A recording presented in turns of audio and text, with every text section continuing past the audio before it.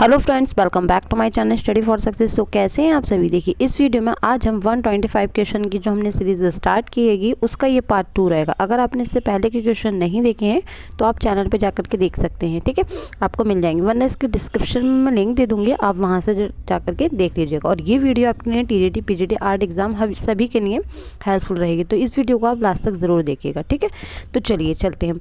ये क्या है हमारा फर्स्ट क्वेश्चन कि where are all the flowers gone शीर्षक नामक ट्रिपिस चित्र किसके द्वारा निर्मित है, यानी कि वेयर आर फ्लावर्स गॉन किसका चित्र है ये, तो ये अर्पणा कौर का है। और इन्होंने ही विंडोज ऑफ वृंदावन सीरीज़ जो है बनाई है, ठीक है। विधवाओं के हालात पर इन्होंने विंडोज़ ऑफ वृंदावन सीरीज़ बनाई है। क्वेश्चन में पूछा जाए विंडोज़ ऑफ वृंदावन किसकी सीरीज़ है, ये किसका चित्र है, तो आपको अर्पणा कौर याद रखना है, ठीक है। चलिए, किस भारतीय कलाकार के चित्रों की प्रतिलिपियां अधिकांश घरों में पाई जाती हैं, तो वो हमारे राजा रवि वर्मा हो जाएंगे। राजा रवि वर्मा तेल चित्र के लिए काफ़ी फेमस है। अगर आपने राजा रवि वर्मा का वीडियो नहीं देखा है तो आप चैनल पर जाकर के देख सकते हैं, बहुत अच्छे से मैंने राजा रवि वर्मा को समझाया। और ये पौराणिक चित्रों के लिए ज़्यादा फेमस है, ये पौराणिक चित्र बनाते थे। अब क्या है, यामिनी राय की पेंटिंग किस माध्यम में बनी है, तो इन्होंने टेम्परा माध्यम में बनाई है, ठीक है। नेक्स्ट हमारा कि मेघदूत किसकी है, तो इसमें सेरेनाथ डे की है। मेघदूत हमारे काफ़ी लोगों ने बनाई है, राम गोपाल विजयवर्गीय ने बनाई है, अविनाश टैगोर ने भी बनाई हैगी, अमृता शेरगिल ने भी बनाई है, लेकिन इसमें जो फेमस हैगी वो अविनाश टैगोर की है, ठीक है। KV जैन है किस विद्या से जुड़े हैं, तो ये हमारे पॉटरी से जुड़े हैं, यानी कि डी वाला ऑप्शन हमारा करेक्ट हो जाएगा। कालीघाट के चित्र किस चित्रकार की प्रेरणा बने थे, तो कालीघाट पूछ लिया जाए, ये लोक शैली पूछ लिया जाए तो आपको यामिनी राय याद रखना है, ठीक है। रीनी धुमाल प्रसिद्ध हैं, तो ये किसके लिए प्रसिद्ध है, ये पेंटिंग के लिए प्रसिद्ध है। KV जैन है आपको याद रखना है, पॉटरी के हैं, और रीनी धुमाल जो होंगे ये हमारी पेंटिंग के लिए फेमस है। शांति निकेतन में राम किंकर वैद्य किस रूप में जाने जाते हैं, तो ये हमारे फेमस मूर्तिकार के रूप में जाने जाते हैं, ठीक है। देखिए राम किंकर वैद्य जो हैं इनको किंकर दा के नाम से भी जाना जाता है, ठीक है। जैसे कल मैंने आपको बताया था मणिदा के नाम से किसको जाना जाता है, KG सुब्रमण्यम को, और इनको जाना जाता है किंकर दा के नाम से जाना जाता है। और इनके गुरु पूछ लिया जाए तो आपको नंदलाल बोस याद रखना है, ठीक है। इनके गुरु कौन है, किसके, राम किंकर वैद्य के गुरु कौन है, नंदलाल बोस हैं। और इनका माध्यम जो है इन्होंने ये कहा है हम कि मिश्रित माध्यम, यानी कि इन्होंने प्लास्टर बालू कंक्रीट आदि में इन्होंने काफ़ी अपनी मतलब जो है मूर्ति शिल्प बनाए हैं, ठीक है। इन्होंने रविन्द्रनाथ टैगोर की भी कांस्य आवाज प्रतिमा भी बनाई हैगी, ठीक है। तो आपको याद रखना है।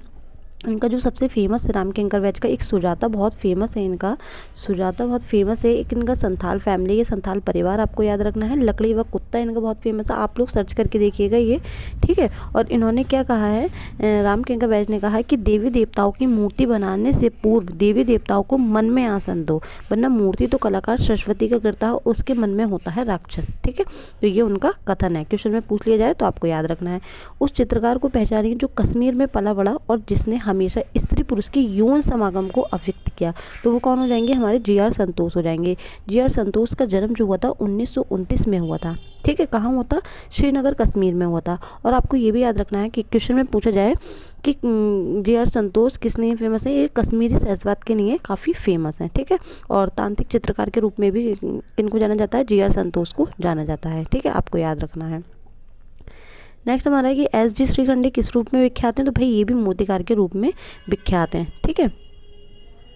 चलिए देखिए कुछ मैं आपको एक्स्ट्रा बताना चाहती हूँ। देखिए एक उसमें क्या नाम है, हेमा उपाध्याय के लिए पूछा जाता है कि हेमा उपाध्याय कौन है, तो वो फोटोग्राफी तथा प्रतिष्ठापन के लिए काफ़ी फेमस हैंगी, ठीक है। और जो मुकेश गोस्वामी हैं, मुकेश गोस्वामी जो हैं ये श्रमिक कला के क्षेत्र में काफ़ी इन्होंने अपना वर्क किया हैगा, तो ये भी आपको याद रखना है, ठीक है। और राजन फुलेरी जो होती हैं वो प्रिंट मेकिंग के लिए काफ़ी फेमस हैं। तो बनारस श्रृंखला यानी कि बनारस श्रृंखला की शीर्षक की श्रृंखला के रचनाकार कौन है, बनारस यानी कि किसका है, तो ये दिलीप दास गुप्ता का है, ठीक है। बनारस आपको दिलीप दास गुप्ता का, और वाराणसी किसका है, राम कुमार का, ठीक है। जैसे कि वर्ड एंड माउंटेन किसका है, जे स्वामीनाथन का है। हार्ट्स ऑफ मिचू पिचू किसका है, विवान सुंदरम का है। अरेबियन नाइट्स किसका है, अविनाश टैगोर का है। ये सारे ही आपको याद रखने हैंगे।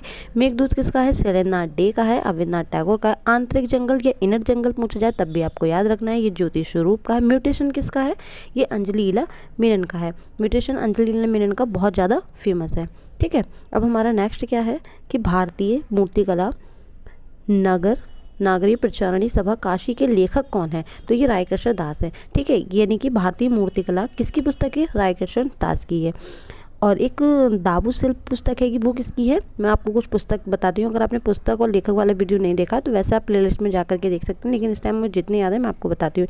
एक पूछा जाता है बार बार कि सुदूर पूर्व की कला किसकी पुस्तक है, आप नोट डाउन करते चलिएगा, स्क्रीन थोड़ी छोटी है तो नहीं बन पा रहा है। सुदूर पूर्व की कला किसकी पुस्तक है, रीता प्रताप की है। एक है भारत की तस्वीर, भारत की तस्वीर किसकी है, भारत की तस्वीर किसकी है, अर्पिता माथुर की है। और देखिए एक ना एक है एक पुस्तक पूछी जाती है राजस्थान की मूर्तिकला परंपरा, तो वो हमारी किसकी है, नीलिमा वशिष्ठ की है। और राजस्थान की सांझी कला, मूर्तिकला के लिए आपको राजस्थान की नीलिमा वशिष्ठ पे जाना है। और राजस्थान की सांझी कला पुस्तक किसकी है, भानावाट की है। ठीक है, एक और पूछा जाता है कि नाथद्वारा चित्रशैली किसकी है, ये वंदना जोशी की। और वंदना जोशी वो कलाकार हैं, अगर क्वेश्चन में पूछा जाए कि जल पर बनाने वाली पहली आर्टिस्ट कौन है जिन्होंने जल पर रंगोली बनाई थी, ठीक है, तो वो हमारी वंदना जोशी ही हैं। और इन्होंने ही नाथद्वारा चित्रशैली पुस्तक लिखी हैगी। ठीक है, तो आपको सभी याद रखना है। भारत की तस्वीर किसकी है, अर्पिता माथुर की है। राजस्थान की मूर्तिकला परंपरा नीलिमा वशिष्ठ, राजस्थान की सांची कला भानावाट। ठीक है, और एक चीज़ और, वंदना जोशी हमारी रंगोली में इन्होंने काफ़ी बार किया है। और बिस्बो में पूछ लिया जाए कि जल पे रंगोली बनाने वाली कौन है, तो वंदना जोशी है। और इनकी फेमस पुस्तक कौन सी है, नाथद्वारा चित्रशैली।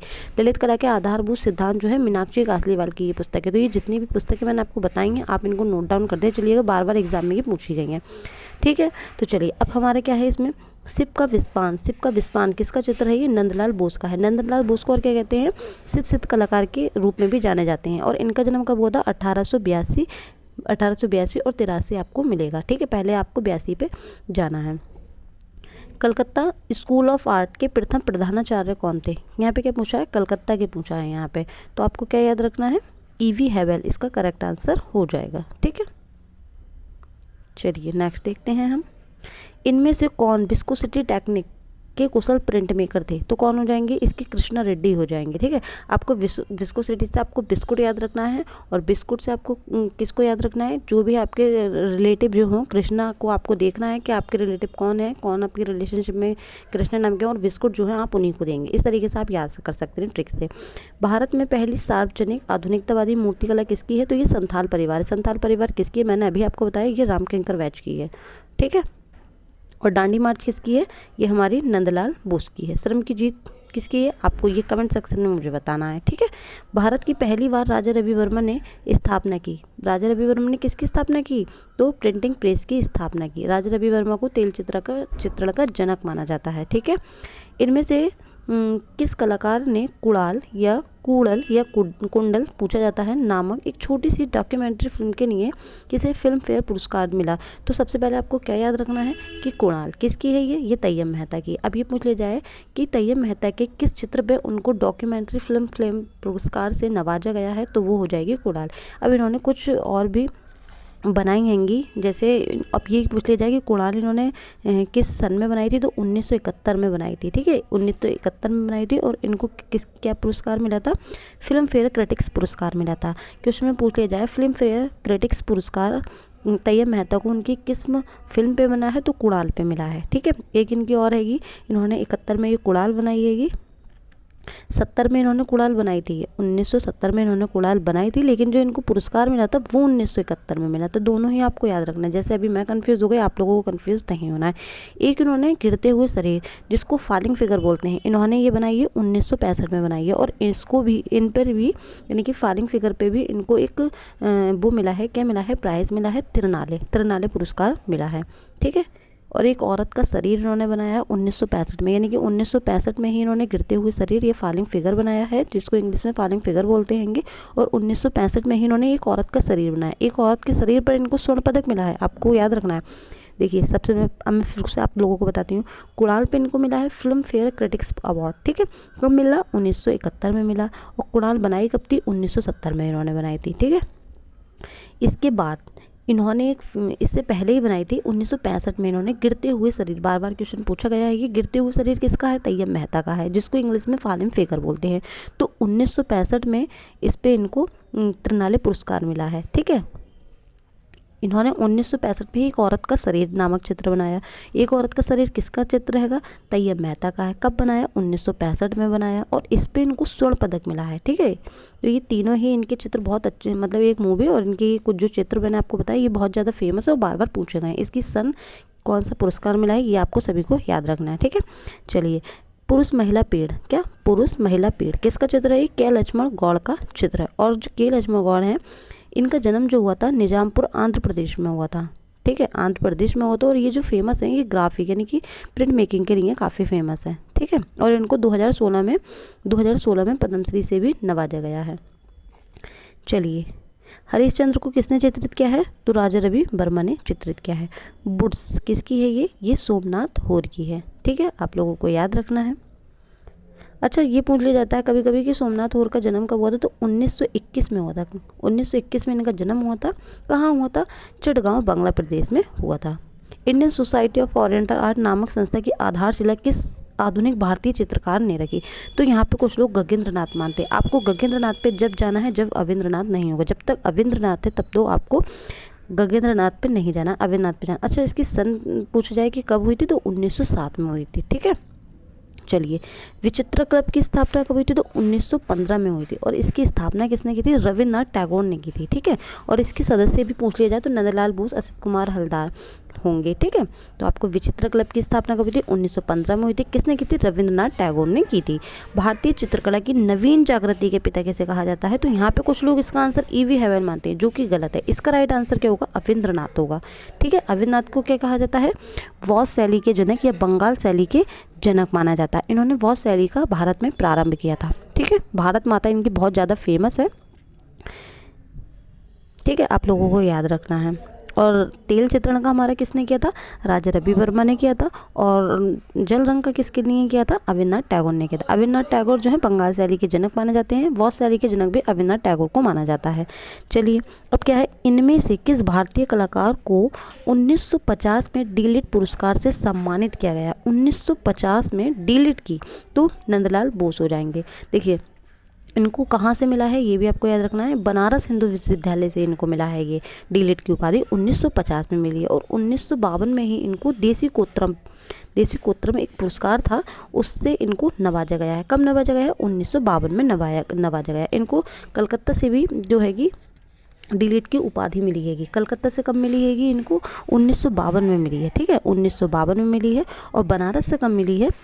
एक मिनट 1952 में जो मिली वो बनारस से मिली। और 1957 में इनको कलकत्ता से मिली है डी.लिट की उपाधि, आपको याद रखना है, ठीक है। और 1963 में से ही इनको रविंद्र भारती विश्वविद्यालय है, वहाँ से भी इनको क्या मिली हैगी? डी.लिट की उपाधि मिली है। मैं आपको फिर से बताने की कोशिश करती हूँ कि देखिए, 1952 में जो मिली है इनको, 1952 में जो इनको डी.लिट की उपाधि मिली है वो कहाँ से मिली हैगी? आप लोग नोट डाउन करते हुए चलिएगा। वो इनको मिली है बनारस से, ठीक है। 1952 में जो मिली है, 1952 में मिली है वो बनारस से मिली है। मैं शॉर्ट में लिखती हूँ, ठीक है। 1952 में इनको बनारस से मिली है। और 1957 में, सब डी.लिट की बात कर रही हूँ मैं, कलकत्ता से मिली है, ठीक है। अब इनको 1963 में मिली है किसकी? डी.लिट की उपाधि। तो वो कहाँ से मिली हैगी? वो मिली है रविंद्र भवन भारती से, ठीक है। तो आपको ये तीनों याद रखनी है, ये डी.लिट की हैंगी, ठीक है। अब इनको जो है आपको ये जो हैंगी डी.लिट की उपाधि आपको पता चल गई। अब आपको क्या याद रखना है? इनको 1965 में ही रविंद्र शताब्दी एक पुरस्कार है वो इनको प्रदान किया गया था। 1965 में इनको रविंद्र शताब्दी पुरस्कार से नवाजा गया था, ठीक है। चलिए, अब हम नेक्स्ट देखते हैं। पहाड़ी कांगड़ा स्कूल राजपूत स्कूल का संबंध किससे है? तो ये चित्रकारी से है, ठीक है। बूंदी चित्र शैली की रंग योजना क्या है? तो चटकीली है। यहाँ पे गहरे रंगों का यूज हुआ है। इनमें से किस पहाड़ी के मुख्य केंद्र कौन कौन से है? यानी कि मतलब इसमें से एक पहाड़ी शैली है, सभी को पता है पहाड़ी शैली है, तो उसकी जो उपशैलियाँ हैं वो हमें बतानी है, ठीक है। तो कोटा, बूंदी, किशनगढ़, बसौली, गुलेर, कांगड़ा, बीजापुर, गोलकुंडा, नाथद्वार, उदयपुर, जोधपुर, नागौर। तो इसका आंसर हमारा क्या राइट हो जाएगा? बी वाला, क्या? बसौली। ये हमारी जो है बसौली, गुलेर, कांगड़ा, ये हमारी क्या है? ये हमारी पहाड़ी शैलियाँ ही हैं, ठीक है। और ये हमारी जो है ये हमारी राजस्थानी शैलियाँ ऊपर वाली। जयपुर चित्रकारों की प्रिय विषय वस्तु क्या रही थी? बिहारी सस्सई रही थी जयपुर की। गीत गोविंद के चित्र किससे संबंधित है? ये प्रेम से संबंधित है। राजस्थानी चित्रकला के पसंदीदा विषय क्या थे? तो देखिए, सबसे पहले आपको क्या याद रखना है? अगर राजस्थानी चित्रकला के पसंदीदा विषय पूछे, अगर यही ऑप्शन में राग रागनी हो जाता होता तो आपको राग रागनी पे जाना है, ठीक है। और राग रागनी नहीं है तो आपको राधा कृष्ण में जाना है, लेकिन राधा कृष्ण का जो अंकन ज़्यादा हुआ है वो पहाड़ी शैली में हुआ है, ठीक है। अगर ऑप्शन में पहाड़ी शैली, अगर राधा कृष्ण का पूछे तो आपको पहाड़ी शैली याद रखना है, और राजस्थानी का पूछा जाए तो आपको राग रागनी याद रखना है। अगर राग रागनी नहीं है, राजस्थानी शैली की नहीं, तब आपको राधा कृष्ण पर जाना है, ठीक है। राजस्थानी चित्रकला का आरंभिक स्वरूप किस शैली से प्रभावित था, तो अभ्रंश शैली से प्रभावित था। और राजस्थान की जो शैली है वो 4 उपशैलियाँ हैं इसकी। अगर आपने राजस्थानी की वीडियो नहीं देखी शैली की तो आप प्लेलिस्ट में जाकर के देख सकते हैं, आपको मिल जाएगी। राजस्थानी चित्रकला का आरंभिक स्वरूप किस शैली से प्रभावित है, ये टीजीटी में आ चुका है, ये अभ्रंश शैली से प्रभावित है। कुछ लोग इसको मुगल मानते हैं, जो कि गलत है। चित्रकार निसारुद्दीन किस शैली से संबंधित है, तो ये राजस्थानी शैली से संबंधित है। गोपनी की चित्रकारी का माध्यम क्या है, तो ये कपड़े पर टेम्परा है। और ये किसका चित्र है, यामिनी राय का ये चित्र है। इनमें से किस स्कूल के कलाकार केवल बेचने के लिए ही चित्रकारी करते थे, तो वो कंपनी शैली थी, ठीक है। कंपनी शैली की खोज किसने की थी, पीसी मानक ने की थी। कौन सा मुगल चित्रकार और सुलिपिकार दोनों था, तो वो अब्दुल समद सिराजी थे, ठीक है। और अब्दुल समद सिराजी को भारत कौन लेकर आया था, हुमायूं लेकर आया था अपने साथ 1556 में। कश्मीर का शालीमार बाग किसने बनवाया था, तो जहांगीर ने बनवाया था। किसके दरबार में अबुल हसन ने ईसाई विषयों पर चित्र बनाए, तो जहांगीर हो जाएगा, ठीक है। इन शासकों में से किसके काल को भारतीय चित्रकला का स्वर्ण काल के रूप में जाना जाता है। यहाँ पे क्या पूछा है, भारतीय चित्रकला का, ठीक है। यहाँ पे देखिए मैं आपके 3-4 क्वेश्चन क्लियर करूँगी। भारतीय चित्रकला का पूछा जाए, जहांगीर याद रखना है। भारतीय कला का पूछा जाए, भारतीय कला का पूछा जाए, अकबर याद रखना है। भारतीय काल का पूछा जाए तो आपको शाहजहाँ याद रखना है, ठीक है। वास्तुकला का पूछा जाए तो आपको तब भी आपको शाहजहाँ याद रखना है। वास्तुकाल का पूछा जाए और मुगल काल का पूछा जाए तो आपको शाहजहाँ पे जाना है, ठीक है। और खाली कला का पूछा जाए तो आपको अकबर पे जाना है, स्वर्णकाल। भारतीय कला का स्वर्णकाल कौन है, किसके काल को कहा जाता है, अकबर के काल को, ठीक है। भारतीय चित्रकला का स्वर्णकाल किसे कहा जाता है, जहांगीर के काल को। मुगल काल का स्वर्णकाल किस समय को कहा जाता है, शाहजहाँ को। वास्तुकला का स्वर्णकाल किसको कहा जाता है, शाहजहाँ को। क्लियर हो गए आपके यहीं पे, ठीक है। इसका राइट आंसर क्या हो जाएगा, हमारा सी वाला हो जाएगा। नजूम अल अलूम किस संग्रहालय में स्थित है, तो चेस्टर बेटी संग्रहालय डबलिन में ये सुरक्षित है। अगर आपको किसी भी क्वेश्चन में डाउट हो, ये समझ में नहीं आ रहा तो आप कमेंट सेक्शन में मुझसे पूछ सकते हैं, ठीक है। अब यहाँ पे क्या है कि अकबरकालीन मुगल लघु चित्र को किस रूप में संदर्भित किया जा सकता है, यानी कि हमें इसमें से बताना है कि इसमें से कौन कौन से चित्र जो है मुगल शैली के हैं। ये जिल्द साजी जिसे मुरक्का कहा जाता है, ये है। रजमनाथ जैसे अकबरनामा जैसा चित्रण, ये है। साहित्य कार्यशाला जिसे किताब खाना कहा जाता है, ये भी सही है। लेकिन रागमाला का चित्रण इसमें नहीं हुआ। कहाँ हुआ है, ये बूंदी और राजस्थानी में हुआ। तो यानी कि 1 2 3 किस में है, 1 2 3, यानी कि डी वाला ऑप्शन हमारा करेक्ट हो जाएगा, ठीक है। चलिए अब क्या है, किस भारतीय चित्र शैली में मनुष्य के चेहरे का 3/4 भाग चित्रित है, तो वो जैन शैली हो जाएगी, ठीक है। अब क्या है, सही कालक्रम अनुसार, यानी कि मतलब इसमें क्रम के अनुसार बताता है। अब देखिए सबसे पहले मैं आपको क्या बताऊँ, क्वेश्चन में ये पूछा जाए कि जैन प्रथम तीर्थंकर कौन थे, तो वो हमारे ऋषभदेव हो जाएंगे, ठीक है। अगर आखिरी पूछ लें, 24 पे पूछ लें, तो आपको महावीर याद रखना है। पहले मैं इसका आंसर बताती हूँ। सबसे पहले आपको ऋषभनाथ, फिर अजितनाथ, फिर पार्श्वनाथ, फिर महावीर, सबसे लास्ट। अब यही पूछा जाए कि प्रथम जैन तीर्थंकर कौन है, ऋषभदेव हो जाएंगे, ठीक है। द्वितीय कौन हो जाएंगे, अजितनाथ हो जाएंगे। तृतीय नहीं, 23वें कौन हो जाएंगे, पार्श्वनाथ हो जाएंगे। और 24 यानी कि लास्ट कौन से हो जाएंगे, महावीर स्वामी हो जाएंगे। फिर से मैं आपको बताती हूँ, भारत के प्रथम जैन तीर्थंकर कौन हैंगे, ऋषभनाथ हैं, ठीक है। द्वितीय तीर्थंकर कौन हैंगे, अजितनाथ हैंगे। 23वें कौन हैंगे, पार्श्वनाथ हैं। और 24वें और आखिरी आपसे पूछ लिया जाए तो महावीर स्वामी हो जाएंगे, ठीक है। कौन सी गुफा उस उल्लेखनीय थीम को दिखाती है जिसमें रावण द्वारा कैलाश पर हिलाने की थीम को दिखाया गया है, तो वो 16 हो जाएगी। और एलोरा में कितनी गुफाएं हैं, 34 गुफाएं हैंगी, ठीक है। और ये महाराष्ट्र में हैंगी। 34 में भी जो हैंगी इसमें हिंदू ब्राह्मण जैन, यानी कि इसमें बौद्ध ब्राह्मण जैन तीनों ही धर्म से संबंधित गुफाएं हैंगी। और इसको धर्मों की त्रिवेणी भी कहा जाता है। सितनवासर की गुफाएं किस नदी के किनारे हैं, तो यहाँ पे कावेरी भी मिलता है, लेकिन कृष्णा भी मिलता है। लेकिन आपको कृष्णा पे जाना है क्योंकि आयोग ने हर बार जो है कृष्णा ही राइट माना है।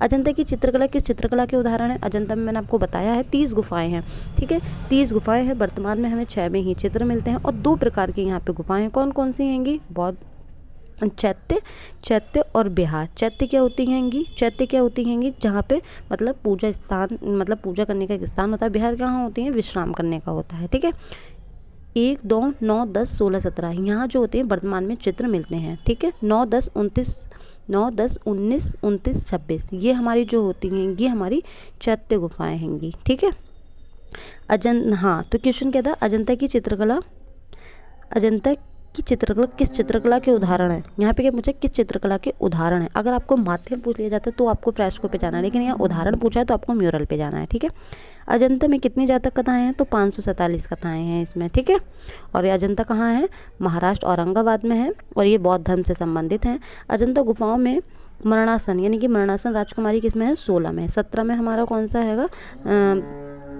राहु समर्पण है। और बोधिसत्व पद्मपाणि जो है हमारा गुफा संख्या 1 में है, और स्तूप पूजा हमारा 9 में है।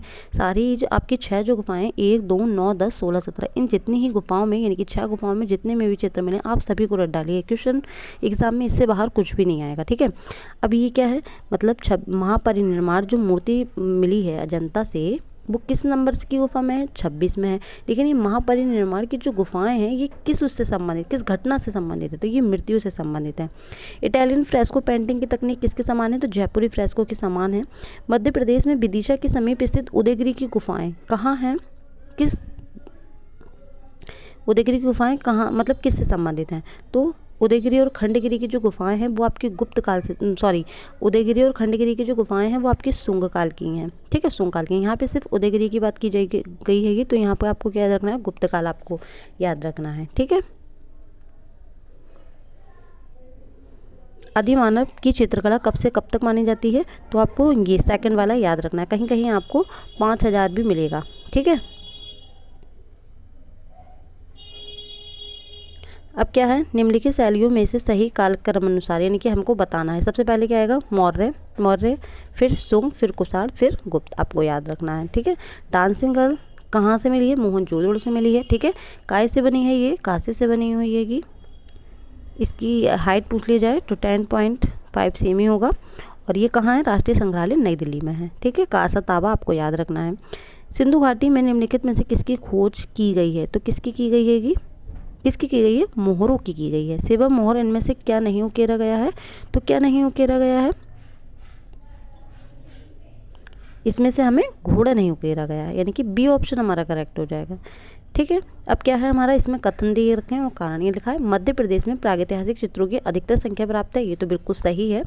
प्रागैतिहासिक काल में व्यक्ति इस क्षेत्र में रहना अधिक पसंद करता है। अरे भाई, कौन कहाँ करता था, आदि मानव की तरह रहते थे, मीट मच्छी खाते थे, चिकन वगैरह खाते थे, कहाँ रहना पसंद करते, जंगलों में ही रहते थे, तो ये आंसर हमारा गलत हो जाएगा। ठीक है, भीमबेटका की पाषाण गुफाएं स्थित है, तो विंध्याचल की पहाड़ी में है। ठीक है, भीमबेटका की खोज किसने की थी, वीएस वाकड़कर ने की थी। कब की थी, 1958 में की थी। इसमें कितनी गुफाएं हैं, इसमें 9 गुफाएं हैं।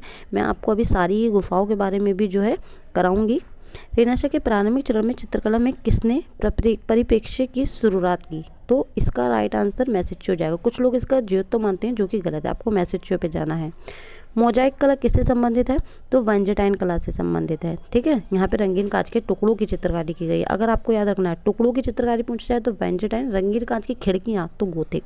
द सीक्रेट ऑफ लाइफ किसका चित्र है, ये सल्वाडोर डॉली का। सल्वाडोर डॉली का जन्म कब हुआ था, 1904 में स्पेन में हुआ था। ठीक है, मेल्टिंग वॉच इनका बहुत फेमस आर्ट वर्क है, आप लोग देखिएगा सर्च करके। 18वीं शताब्दी कला आंदोलन की पहचान आमतौर पर ऐतिहासिक रूप में सही हालात और परिधानों का उपयोग करके शास्त्रीय घटनाओं, पात्रों और विषयों के दृढ़ सृजनात्मक तकनीक पर जोर देती है। तो किसके, तो नवशास्त्रीयवादी शैली। ठीक है, आपको इसका सी आंसर याद रखना है। तो अब हमारे 125 क्वेश्चन सॉल्व हो गए। चाहूँ तो मैं इसको एक उसमें भी करा सकती हूँ, लेकिन मुझे स्पीड में भी बोलना पड़ता है और फिर मैं एक्सप्लेन भी ज़्यादा अच्छा नहीं कर पाती हूँ।